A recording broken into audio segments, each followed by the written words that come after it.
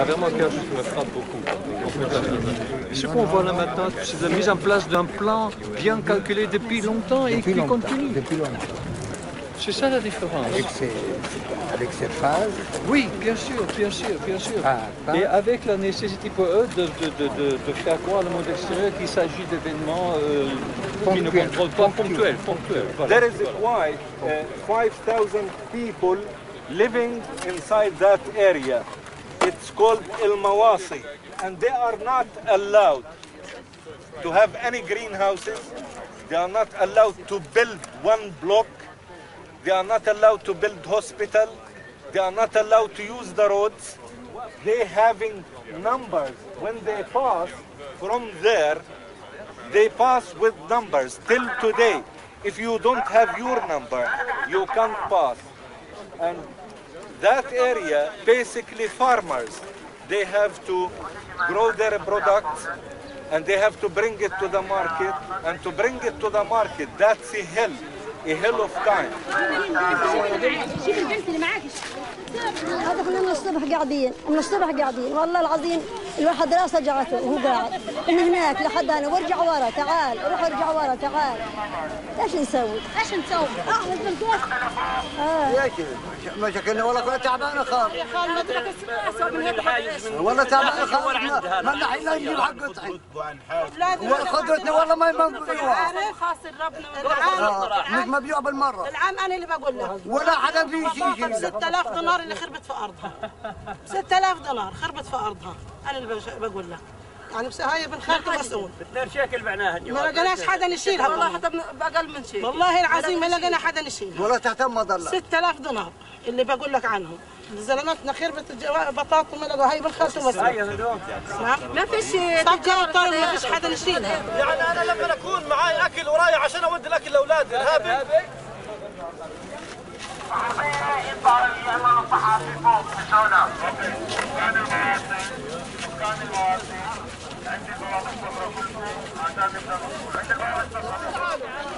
Quella contadina imponente, dalla faccia indurita da calure e da geli, deve essere una madre che mantiene i figli vendendone vitelle, vendendo cicorie, cardi, carciofi selvatici. Mi fa venire in mente la Saad, la madre di Saad, dell'omonimo racconto di Ghassan Kanafani, e le eroiche madri di altri scrittori, la madre di Gorghi, madre coraggio di Brecht, la madre di Conversazioni in Sicilia di Vittorini. Ha un figlio, Saad, che combatte, e un altro figlio bambino, Said, che già si esercita con il fucile. Deve certo abitare nel fango di un campo di profughi, in un'angusta stanza dalle pareti di latta.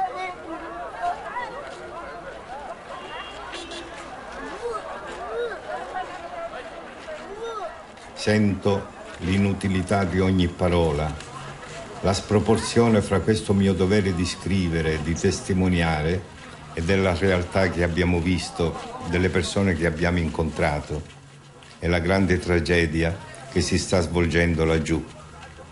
Ma si ha il dovere di scrivere.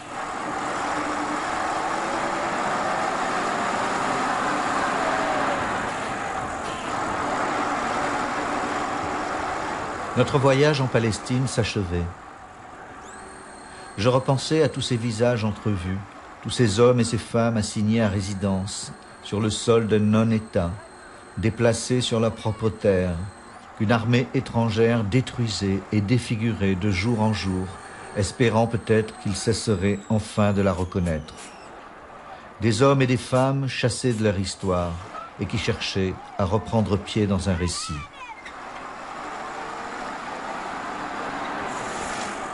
Octavio Paz a écrit quelque part « Nous ne marchons pas seulement au milieu des ombres, nous sommes des ombres. Des ombres qui se déplacent, guidées par des voix, à la recherche des voix, comme on le fait lorsqu'on est perdu en forêt, des ombres qui parlent à des ombres, des voix qui s'interpellent dans l'obscurité. » Voilà, pour écouter et pour entendre, il faut devenir ombre.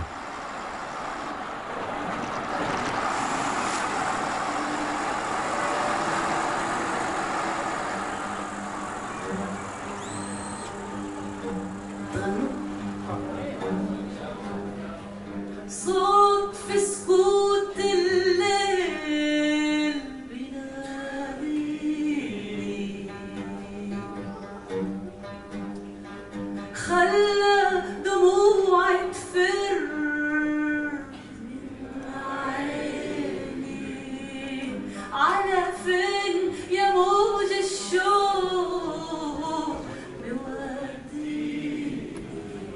صعبة؟ كمان مرة؟ صوت في سكوت الليل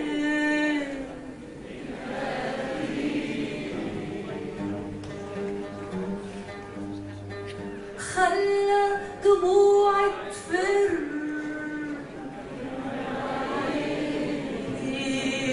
على فين يا موج الشوق.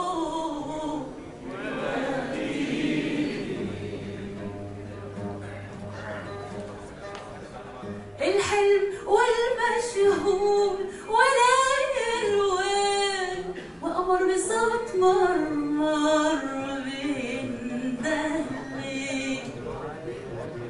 بضم قلبي وطير مع المواويل واتمشى فوق الموج على مهلي. بحلم يا دنيا بلاش تصحيني على فين يا موج الشوق